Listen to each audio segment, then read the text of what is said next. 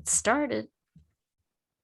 Hey, everybody. Welcome to this week's episode of Hormonally Speaking. Glad you're here with us as always. Always so happy to hear from you if you ever want to drop me a message or leave a review for the podcast. So today we're going to be talking about something that unfortunately impacts a lot of women, not just in the US, but throughout the world these days, and that's breast cancer. And I know that so many women that are impacted by it and their families are always looking for different ways to both deal with and heal from the cancer. And so I wanted to bring on one of my colleagues who has had her own amazing journey through breast cancer and come out on the other side. And her name is Katrina Foe, who is a functional nutritional therapist, Pilates teacher trainer, and mom of 7. In 2015, she had her own health journey with breast cancer, which drew her into functional nutritional therapy. She trained through the Nutritional Therapy Association, is board certified in holistic nutrition, and is a master restorative wellness practitioner. She has also been an instructor for restorative wellness solutions for the last 2 years, training other practitioners how to read and interpret functional lab tests. She is the creator of the online programs designedforhealth.net and reversinginfertility.com, which helps clients use food as medicine in order to address their root issues and turn their health around. She also works with private clients all over the world using these cutting-edge lab tests. Katrina loves a good puzzle, so it is her joy to dig into the complicated cases. Her husband, Larry, and their 7 kids all live in northern Idaho on their small family farm.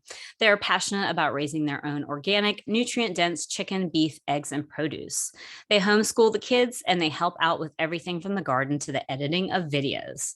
Katrina also owns a Pilates studio called Personalized Pilates in Scottsdale, which she started in 2001. Larry runs the studio from Idaho, and Katrina trains Pilates instructors through her online platform, PilatesFreedom.com. Her specialty is pre- and postnatal Pilates, which she teaches at conferences internationally. Katrina believes that God has given us wonderful herbs, food, movement, and nutrients to heal our bodies with. We just need to get the man-made toxins out of the way and support our body's ability to heal itself. You can find out more at her website, reversinginfertility.com. Welcome, Katrina. Hi, Christine. Great to be here. I love, everything you've done. And I actually didn't realize till this moment that you had 7 kids. Yes, I do.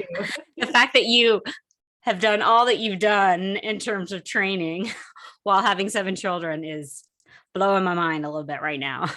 I couldn't have done it without them. They are my huge support network. And that's awesome. They're helping you edit videos. I like it. They're cooking food and editing videos all together.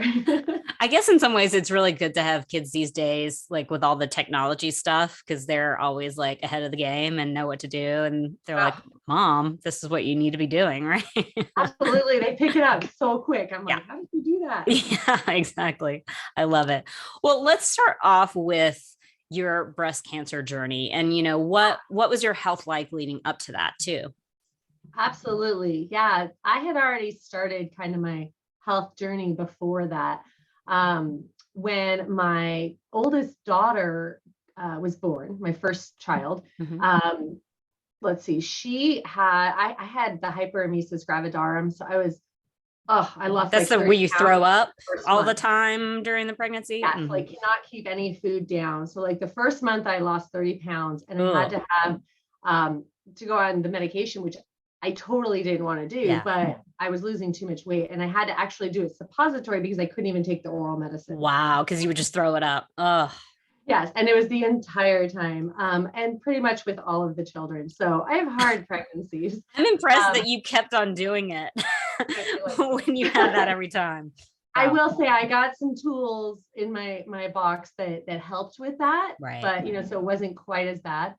Anyway, so when she was born, I didn't notice anything, but she was about 2 or 3, and she was saying that her tooth hurt. So I took her into the dentist, and they said she needed 8 fillings and 3 baby root canals. that was my expression. I'm like, like you need to stop feeding her soda pop and junk food. I'm like, you're like, I don't. Never had those. Right. And they're just looking at me like I'm a liar. So I got like 4 other opinions and they were all kind of the same. And I found this awesome laser dentist, and we addressed some of it, but I'm like, why is this happening? Yeah. And so I started digging in, asking friends, and a friend of mine pointed me to Nourishing Traditions, and she was going to start the GAPS diet. And I was like, this makes sense to me. So we started the GAPS diet, full throttle, intro diet. Wow. And did it hardcore. And for a while, instead of family worship nights, we had family enema nights. And it was it was crazy. Well, even your kid was doing the enema too. Yeah. We did the whole family. And at that time, I think we had three kids. Okay. So it was, everybody was eating the same food and doing the same things if needed. And but her tooth decay stopped. I mean, she was having tooth abscesses. We were in that dentist office like every month, and it all stopped. Wow. Which that was like so profound to me of, wow, we're really doing something here. This is amazing. And I was shocked at how much power food had. And so that was kind of my groundstone, like, this is interesting. Yeah. And then fast forward, we came off of that diet. We were still eating Weston Price style, nutrient dense and everything. And I was nursing baby number 5. And I had a mastitis, and no big deal. Yeah. Did my things to get it gone. And then I had noticed a huge lump. It was like a golf ball size. And I just thought it was the mastitis, but when the mastitis disappeared and it was still there, I was like, yeah. I wasn't really concerned, because I'm like, you're like, I'm healthy. I got lumpy boobs and I'm breastfeeding, so whatever. But my husband, and especially my mom, I found out later my grandma had breast cancer, which she'd never really mentioned. They were really concerned. So I'm like, all right, I'll do something. And I asked around, because I already knew, because I had some friends that had cancer. Like, when you go to the oncologist, you're going to get X, Y, and Z. You got the chemo, the radiation, you get the mammograms, you get the surgery, all this stuff. And I already knew I didn't want to do that, because I, again, had seen and heard some things of like, radiation causes cancer and mammograms cause cancer. And like, when they do the any puncturing for a biopsy or surgery, it causes secondary tumor. Like, I had heard this stuff, and I'm like, I don't know, that whole food thing, that was really awesome. So I guess to say, I was in a healthy place. I was doing all the right things. We were eating super healthy, pretty much organic. We had done a lot of gut work, and yet there it was. Yeah. Yeah. Wow. I mean, I can imagine that you had some frustration about that, right? I mean, I think it's hard sometimes. And I think probably people listening can relate when you feel like you're doing everything right, and then this huge thing happens, right? That's obviously so life-changing. And so how can you speak a little bit to how you sort of worked with that emotion, whether it's frustration or anger? Yeah, I mean, and that emotion for me manifested as I need to understand this better. Yeah. Like, how did this happen? And even now, I'm still learning more about myself, like running genetic panels and seeing my predisposition to certain conditions and factors. And I am terrible with inflammation. I'm terrible with antioxidants. My glucose insulin pathways are horrible. My methylation, like, it's a disaster. You're like, I got all the things. Like, how did I not get it earlier? I don't know. But there were a lot of things that, as I've learned more and more, it all makes sense. But on the surface, I was doing good stuff. Yeah. Yeah. So then what happened next? Once you're like, okay, what I've been doing isn't enough. Yeah. So then I'm like, I did a test, a blood test to diagnose the cancer. And this were you working with like a naturopath or an integrative doctor at this point? Not at this point. Okay. I'm going to give you the whole story. So I did one called Red Dot, I think it's called. And I remember I was so shocked, because I thought it was going to be nothing. And it was like, it just said precancerous / cancer. So it wasn't super specific. Yeah. And I'm like, okay. So all the stuff I was looking at online was saying raw vegan. And I kind of, what you were talking about before was like, clearly something I am doing is not working. I need to Right. try something new. I need to open all the doors and open my blinders, make sure there's nothing I'm missing. So we went raw vegan, which is, Mm-hmm. I mean, we weren't doing it with kids and everything, but my husband and I did like a 21-day juice fast, Mm-hmm. which I thought I was going to eat him. It was terrible. We were both just like, we need food. I've been there. I hear you. It was messing my blood sugar up. Now Yes. looking back in hindsight, I immediately went down to Mexico with my mother to a Gerson clinic. It wasn't the official one, but it was one of their offsets. Gotcha. And I just had a ton of questions. I had been reading all the books and everything about Gerson. I'm like, okay, so why can't you have salt? Why can't you have but one little bit of fat a day? Why are you giving me thyroid meds when you haven't tested my thyroid? Wow. I wasn't being antagonistic, Right. I don't think, but these are things I wanted to know the answers to. I wasn't about to just say, here's the one size fits all treatment, which is what they were giving. And on the third day, the director, Dr. Vickers, sat me down and he said, you need to just trust in the process or you need to leave. And I said, okay. So I was kicked out of the cancer clinic because I asked so many questions that they did not have the answers to. Wow. Yeah. And so that to me was like, okay, where am I going now? Like, Right. I feel totally lost. And a friend recommended Dr. Veronique de Saulnier, who I worked with. And I was really blessed. At the time, she was still taking private clients. So she worked with me in the way that I now work with clients. And we did a combination of a lot of functional testing. Okay. We did the grease test, RGCC onconomics, and we did a lot of detoxification to address my body. And so that was kind of the base of what we did. Yeah. So can you tell us a little bit more about that test? Yeah. Yeah. So the grease test, that's like its slang name because your blood goes to Greece and that's where the lab is. So that's the only lab in the world is in Greece. Well, their RGCC's headquarters is in Switzerland, but they have labs in, I think it's Greece and India, and there's somewhere else. Gotcha. But not in the US at all. Nope, it's not in the US. And what they do is they take your blood and they extract out the cancer cells. So everybody has circulating cancer tumor cells that usually the immune system should be able to get. Autophagy and things like that can really help, but it should be addressed. Right. And so it will take them out and they culture it.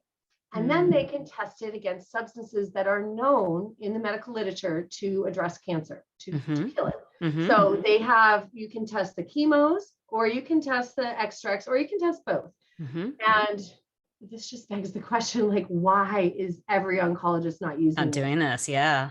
No, I think it's better just give them 3 different chemos that I make 3 times the money on instead of testing and seeing which one's going to be effective for them. Right. Like, literally, this is what's going on. I wonder like how many doctors even know about that test, right? Like how many oncology doctors, like probably not that many, right? Because it's like, this is what we do. Right. Exactly. We go down this path and do this thing. And that's what it is. Yeah. It's the same reason they don't do the low dose chemotherapies where they attach it to the sugar to get in there faster and get more specific. They're not profitable. You don't need as much chemo. Right.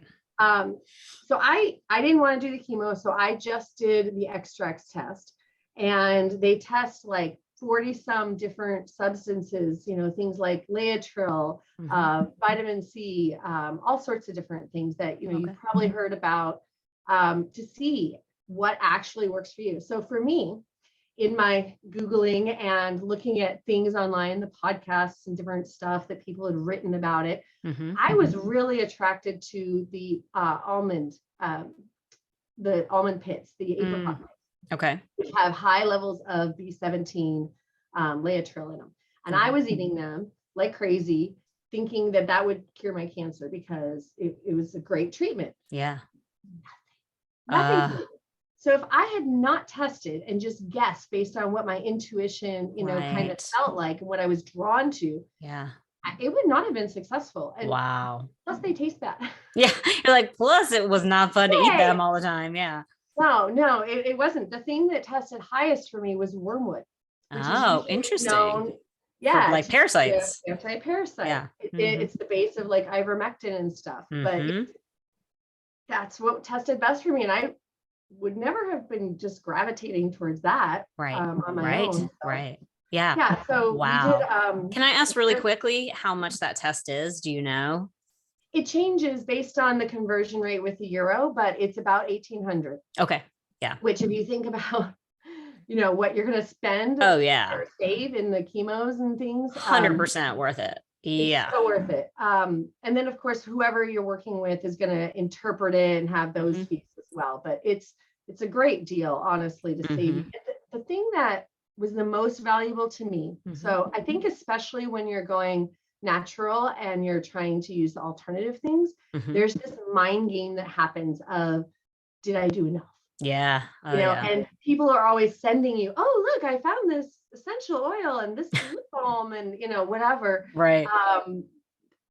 And you can make it so that you are doing things for your cancer all day, every day, and you are taking so many pills that then you're causing liver problems. Yeah. So it's a big deal to get, let's not guess, let's test. Specific. And then rest in it. Like, I know what works for my body. Yep. And I'm just going to let it do its thing. I'm going to follow this. Yeah. I love that. Exactly. Yeah. So was it just wormwood or were there other things too? No, there were a whole bunch of things that worked for me. Vitamin C tested well for me. Sylvestrol, quercetin, which is now famous. I was taking high doses of that a long time ago. You're like way pre-COVID. Exactly. There were a lot of things. And so she created a schedule for me of pulsing those substances on and off to address that. And then alongside that, high dose pancreatic enzymes. We used the Dr. Nicholas Gonzalez's formula from Allergy Research Group to dose very high. So I was taking 15 of those every hour on the hour. What, were you taking that away from food? Yeah. So for it to work. Yeah. So if people don't know, you can do that with enzymes to kind of basically clean up, right? The protein and tissues and I guess cancer cells and things like that. Yeah, exactly. So the pancreas secretes these enzymes, which most people call digestive enzymes, and then they just help you digest your food when you're eating. But when you're not eating, they'll go outside of the digestive tract and clean up. Like Christine was saying, they'll get rogue cancer cells or mangled proteins or all sorts of different things. So very, very high doses of that. And they've also been shown to eat away the shell of cancers. So that way, then, these grease test extracts can get in. And you must have been buying like bottles at a time. It comes in a bottle on full script for $720, I think. My husband figured out that I was going through one of those every 5 days. So, I had a little watch that vibrated, and every hour it'd vibrate, and I just pull out handfuls of pills, and my friends just thought it was bizarro, but they were really excited that that you knew. Yeah. And for any of my clients listening who are like, oh, all the pills I have to take on your protocol, right? Like nothing close to what you had to do.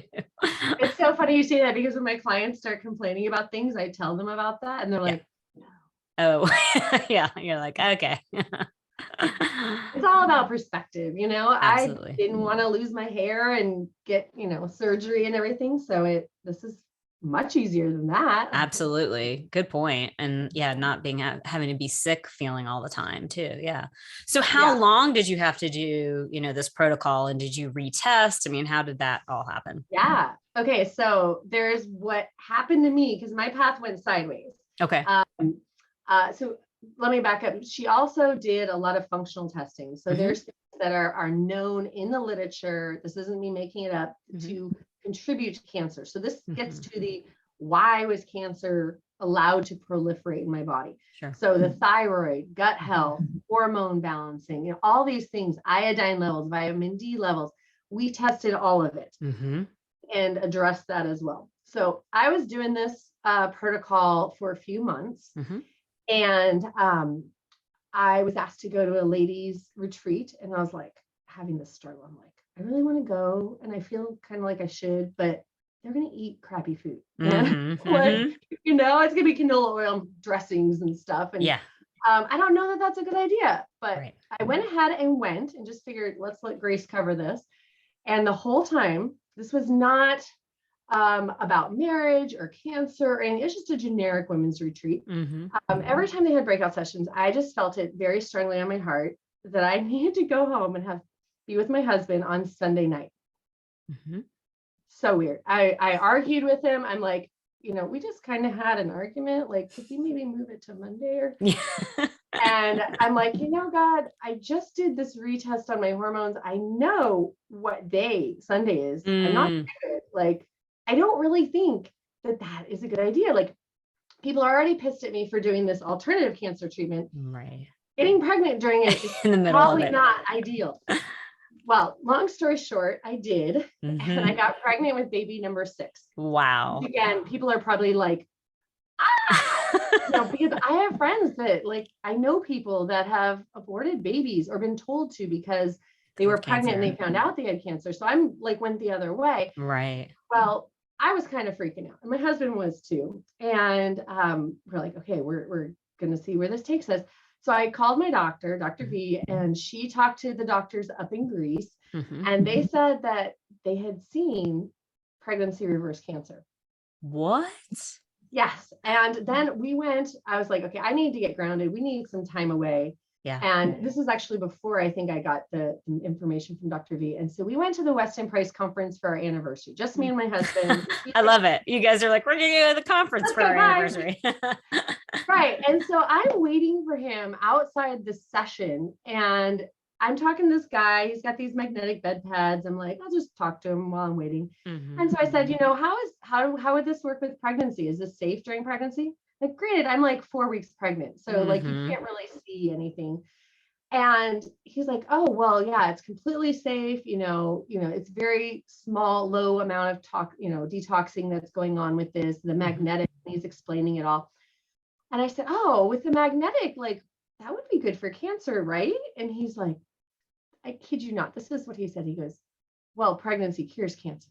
What? And my mouth was on the floor, and I'm like, I didn't say I had cancer. I didn't say I was pregnant. Where are you making these connections? I thought I was being really blasé about it. Right. Yeah. I'm just pouring down tears, and I'm not one to be, hard pressed to find words, but I didn't even have anything. Well, my husband and I, talked to him more during the conference, and it turns out he was a cancer specialist from Canada that was using a very high dose of this. And this was his home model, but he couldn't say the C word. And, so it was very interesting, but it was just total confirmation. God's got a plan. We got this.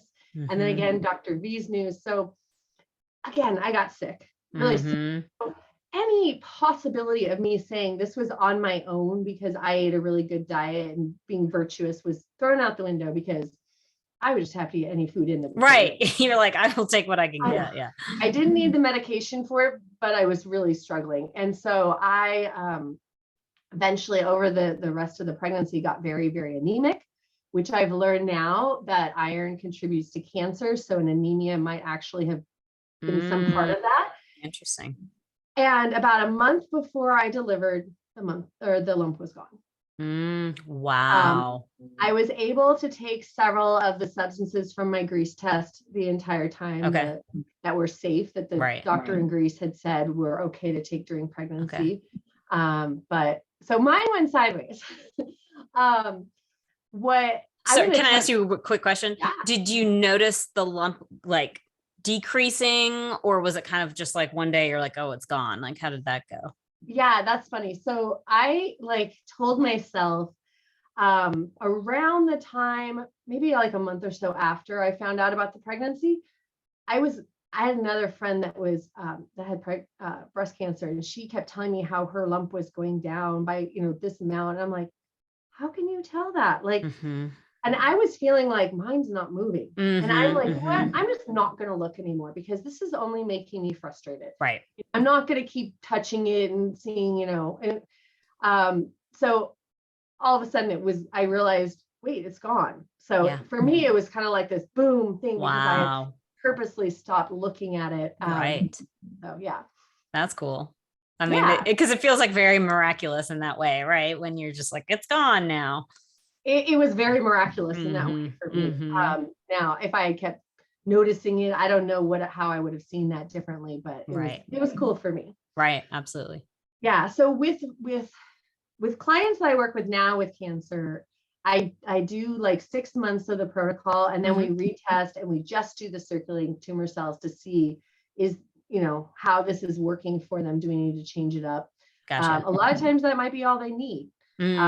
Okay. Sometimes we'll go further. But yeah, it's well, I can imagine with not everyone, there's not always lumps or protrusions, right? That it's not quite as obvious kind of a thing. Yeah. And I did do the retesting several times after that. But that's when I could tell the lump was gone. Wow. So then, go ahead. I'll finish the story. This is where it gets really interesting. So I nursed the baby for a year, and then I was like, okay, you had your nursing time, and I'm going to wean, and I'm going to go back to what I was supposed to have done when I got pregnant, meaning all the boxing and stuff, and all the supplements and just re-nourishing my body and stuff. So I contacted my doctor, and I'm like, okay, I'm really hungry. Tell me, what I should read, what I should do. And she's like, read Dr. Mercola's book, Fat for Fuel. And I was like, no, ketogenic, that's dangerous. That's crazy stuff. And this was before it was really popular and well known, but my sister had actually mentioned him and the ketogenic at the beginning. And I had the same reaction, which I wish I had listened. But my doctor was like, no, read it, Katrina, just read it with an open mind. So I read it. And by the time I was done, I was doing the keto diet. I was like, this completely makes sense. And I was on it for about 4 or 5 months, maybe not even. And I noticed I was feeling better. See, here's the weird thing. I have had diagnosed bipolar. I was on heavy meds. I was actually inpatient at one point in my late teens, early 20s. And I decided my mid 20s, before I met my husband, that I wanted to go off my medication. And I basically white knuckled it ever since. Wow. That's a long time, because I'm not a spring chicken. And this was, I think I was 38 when we found the cancer. So that's a long time. Yeah. Keto, it went away. Wow. And I didn't really want to call it I'm healed, because I mean, honestly, the bipolar is worse than the cancer in terms of living with it. Sure. Absolutely. And my daughter, we were doing a Thanksgiving worship kind of time. My husband was talking about being grateful in all things and joyful in all things. And he was giving an example of some friends of ours that had lost their house in a fire, and the community built it back up, and it was such a blessing. And my daughter busts out, this is the oldest, we're like, Mom's cancer. And we're both like, what? And she goes, well, what do you mean, honey? And she goes, well, if Mom hadn't had cancer, she wouldn't have tried keto, and now she's happy. Oh, wow. It makes me tear every time, because I hadn't connected those things. Right. See that that took you the blessing that I ever could have. Right. Wow. So fast forward, I went through, the NTA training and all the RWS. I was so excited by this stuff. I'm like, how did this work? I want to understand it all. Yeah. And it's become the most precious gift to be able to help other people and give back and share and everything, where, and now I can do it, released from the bipolar, where I know what I need to do and it works. Are you still on keto at this point too? So I was gung-ho for a year and a half, 2 years. And then I got pregnant again with baby number 7, which is the last one we've had. The final. I was like, I can do this keto. And I could not. Not with the hyperemesis gravidarum. And so it was really I can imagine. That was the mechanism. Yeah. And since that, since she's now 2, so I've dug into a lot of Dr. Greenblatt's work with lithium, and found where I can not have to have keto, but I do still primarily live keto now. Gotcha. Just because I think with my history, with the genetic pathways that I have, it just makes sense to help keep cancer at bay. Absolutely. Wow. That's just so incredible, that whole story. Can you talk a little bit can you talk a little bit about, you mentioned sort of some of the detox things that you brought back in after one of your pregnancies, and what you think about, I know we talked in the beginning about the enemas, but how important some of these, what I like to call physical detox supports, right? Yes, yes. Yeah. I think the physical detox supports are way underestimated. I am the biggest coffee enema fan. Now, I actually learned about the coffee enemas with the Gerson diet. They do them like, I think like 6 or 8 times a day. Yeah. Which I did them the year after I had the baby about 4 times a day. I do 2 in the morning and 2 in the evening. Wow. Which was a little much. That's a lot. It takes up a lot of your day. I don't think that was needed to do quite that much. Yeah. But I was very stuck in sympathetic, and that really helps you open that up. Yes. The palmitic acid in the caffeine of the coffee will go up the hepatic portal vein. So it's like a back door right to the liver. And it encourages the liver to massively produce more glutathione, which is the mama antioxidant that you make. And then it also stimulates the bile to be released, which is what the liver docks those toxins to get them out.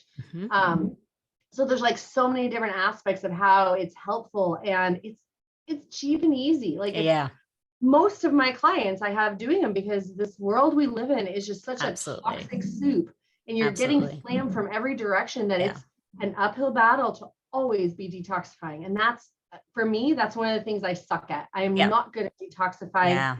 So I just need a little extra help. And quite honestly, I still do them on a regular basis, probably 4 or 5 days a week. After, or even now ongoing. And my kids would probably kill me to hear me say this, so they can't listen to this, but they do them on their own. Wow. We have found that if you do coffee enemas, like when you feel the beginnings of being sick.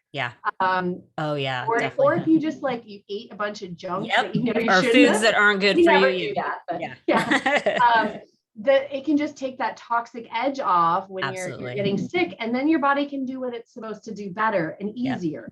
So we do them all the time as a family, and people think that's crazy, but I'm like, if my kids are doing them voluntarily, like they're really not right. And it's always so interesting with clients, right? Because especially with eradication protocols, I'm always like, this is going to help you not have detox reactions so bad. I promise. Like it's absolutely gonna, help with that. And most people are squeamish, initially. And I'm like, just try it once, just try it.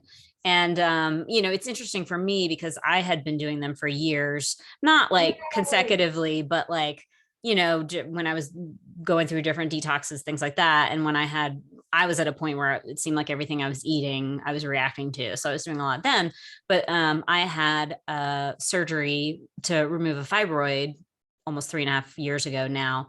And they unknowingly burned me in 3 places in my intestines during that surgery. And I landed, that's horrible. Yes. And so I landed in the ER 2 weeks later with sepsis, almost died, had to have half of my colon removed, and actually had an ostomy bag temporarily for 6.5 months. Oh my goodness. Yeah. But first surgery ever, right? It was supposed to be a very simple surgery, but it's a doozy. So it was interesting, right? Because I was able, luckily, to get what is called reverse, which basically, they took away the bag and stapled the rest of my colon back to the, end of my small intestine. So I was very nervous to do coffee enemas for a while, and I would recommend to anybody that has had any of that done to wait at least a year to a year and a half, because you want to make sure that tissue is really, strong. But, it is interesting for me now because I do them again, but it's not always as easy on my digestive system as it was pre that, but I'm like, they just are so helpful. And again, I feel like if you're doing any kind of eradication, you're just like, you need to do it. It's going to make the process so much better and make everything sort of move more quickly in a positive direction. Absolutely. I would totally agree. That's just a crazy story. I've got a client that has cancer, and she has I mean, they did surgery on her before she came to me, and they removed pretty much everything, and she has the bags, and we've still been able to do the coffee enemas. Does she do them into the ostomy? Yeah. Which and is actually, I mean, it's amazing what you can still do. And it's crazy, right? Like I mean, I never would have chosen to go through that experience, but like in some ways, you know, I'm grateful obviously that I was able to be reversed, but to have this temporary time where your intestines are on the outside of your body, it's kind of cool. But it's you're just like, how amazing is my body that like it can be on the outside and it's still just doing its thing. I know, it's amazing. It's amazing. Yeah. Yeah.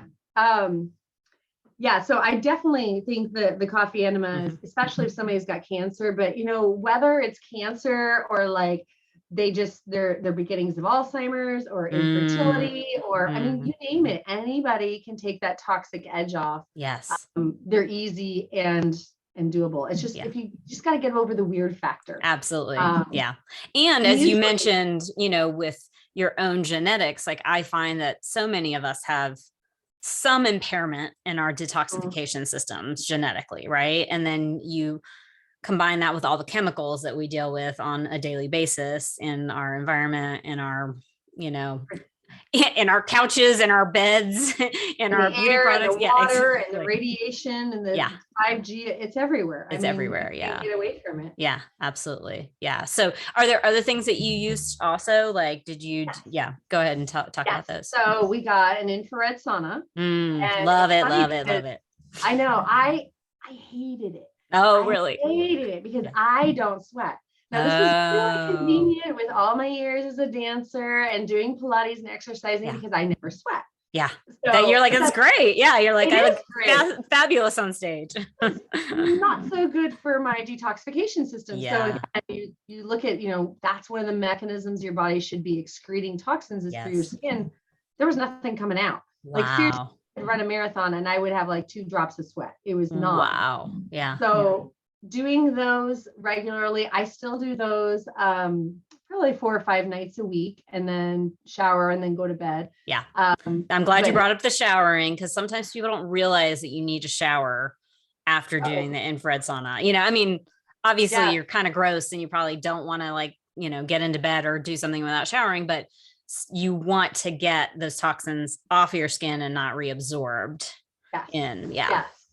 And it's interesting because with the sauna, I had a client who's a cyclist, and he's like, I sweat all the time when I'm cycling. Isn't that enough? And there was some interesting research showing that the toxins when you exercise in your sweat are much, much less than when you are in a parasympathetic calm state, like in a sauna. Oh, makes sense. I know. I thought that was really interesting, but I am happy to say I sweat now a decent amount. I won't be huge, but it's. So what do you think changed that? Just like upping your detox pathways, like made it so that you sweat more? Supporting them all. I think just doing the saunas and pushing for that, you know, and getting higher heat and longer time stuff where I can do it, because I usually do like 140 degrees for like 45 minutes. Yeah. Which is a lot higher than most people. Yeah, but that's definitely. The only way I get sweaty. Yeah, you're like, I gotta do it.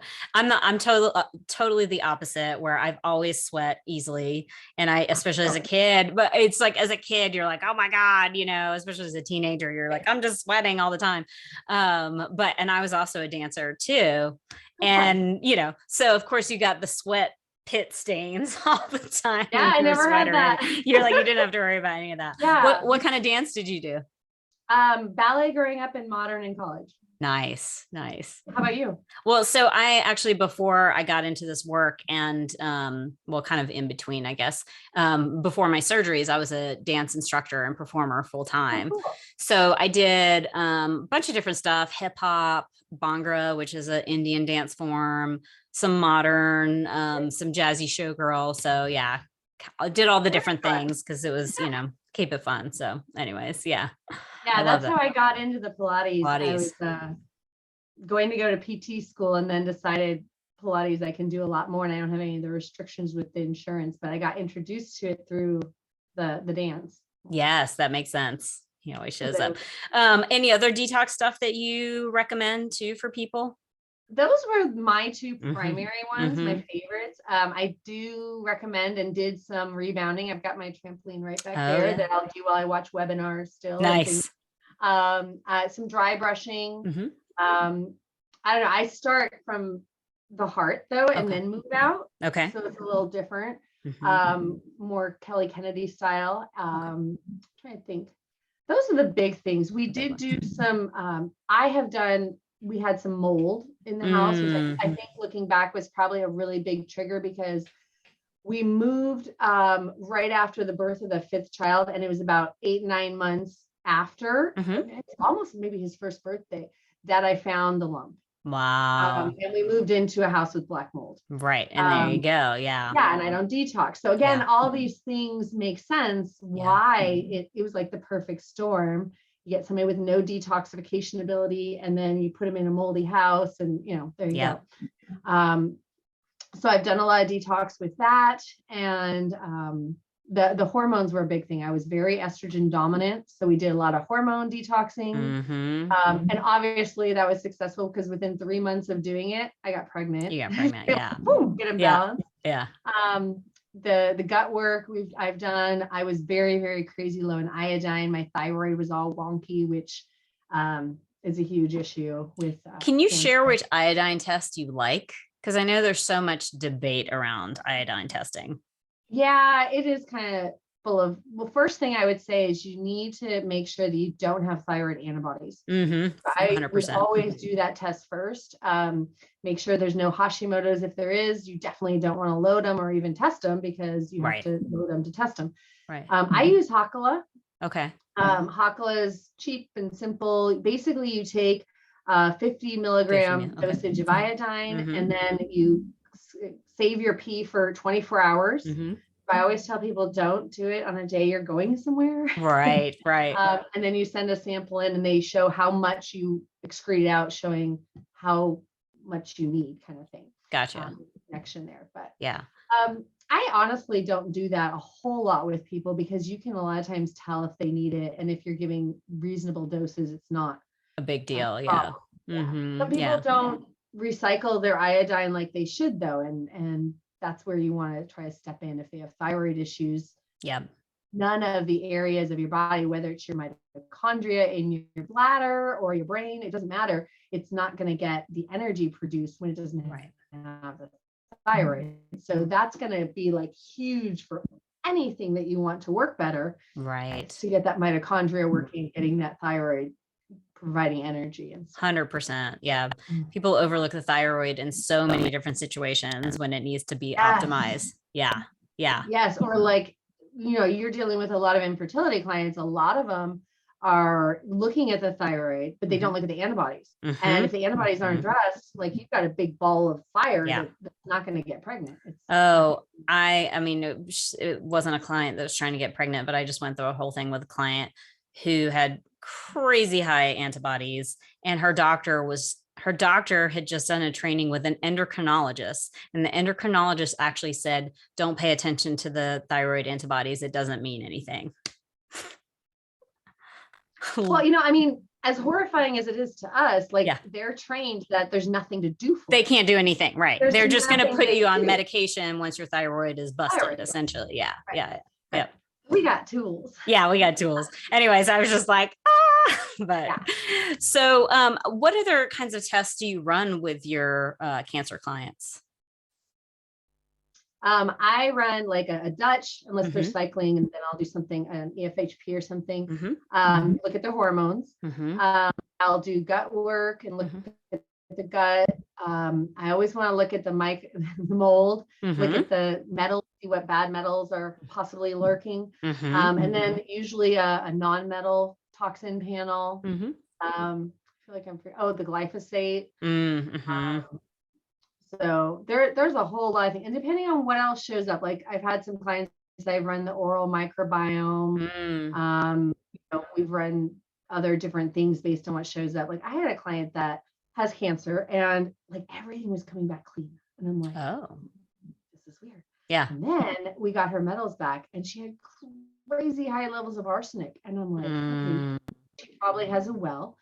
And she does, but she was also filtering it. She had a Berkey. Wow. And I'm like, okay, we need to get to the bottom of this. Yeah. Like, so we're testing her water right now, which Yeah. isn't my first thing to do with everybody, but you know, it was indicated here. Yeah, absolutely. I actually was just reading something about Berkey not being as good as, so unfortunately. So, well, you have shared such an incredible amount of information with us today. I know that so many people learned so much, and I'm excited that they got a chance to hear you speak about your story and all the good work that you're doing. So like, just, it's incredible. And I'm so, I'm grateful to hear stories like this, right? Because it shows how amazing the body is when we sort of know what's going on, right? And what tools that it needs in that moment. Yeah. So. I'm so happy to share, because going through what I've gone through and doing the research and stuff that I've done, like, this needs to be out there, that there are viable, awesome alternatives to Western medicine oncology that are just not being shared because, you know, they're not the standard of care, which to me, the standard of care sucks. We need something better and different. The one thing I would also say is that if you have cancer, or if somebody you love has cancer, like, do not stop with the oncology. If you want to go that route, fine, but look at why. Find a functional practitioner that will help you dig into why was the cancer allowed to proliferate. Right. Because it drives me crazy that the oncologists are satisfied with just a reduction in tumor size. Right. And then it comes back so often a few years later. It rebounds totally. And, you know, even if you get the whole thing and your margins are clear and stuff, it's still circulating, and they know that. And you still have not addressed the thyroid and the gut and the hormones. And, I mean, so many things. It's just people aren't testing it, and people are whiny about testing. I had one of my first clients, my first cancer client, she came to me and she had surgery already, and she wanted to do the grease test and all this stuff to get those circulating tumor cells. But when I started looking at the functional stuff, oh my gosh, her estrogens and progesterones were through the roof. They had put her on bioidenticals, a naturopath had, and never tested them. And it had been years. And I'm like, how much was this a factor in the cancer happening? 100%. I would never, you know, try to have her go after the person or something, but it was total negligence. And this is what happens, common practice all the time. And you got to figure it out. Otherwise, it's just going to come back. And that's what happens with traditional oncology. Absolutely. Wow. Okay. Awesome tools. Yes. So remind people where they can get in touch with you. Yes, I have several websites. So reversinginfertility.com, the designed with an ED for health.net. And then our Pilates studio is personalizedpilates.com. So any of those you can get a hold of me with. Cool. All right. Well, thank you again for being here with us today. Thank you so much, Christine. You have a wonderful day. Absolutely. All right, you guys, I will see you next time.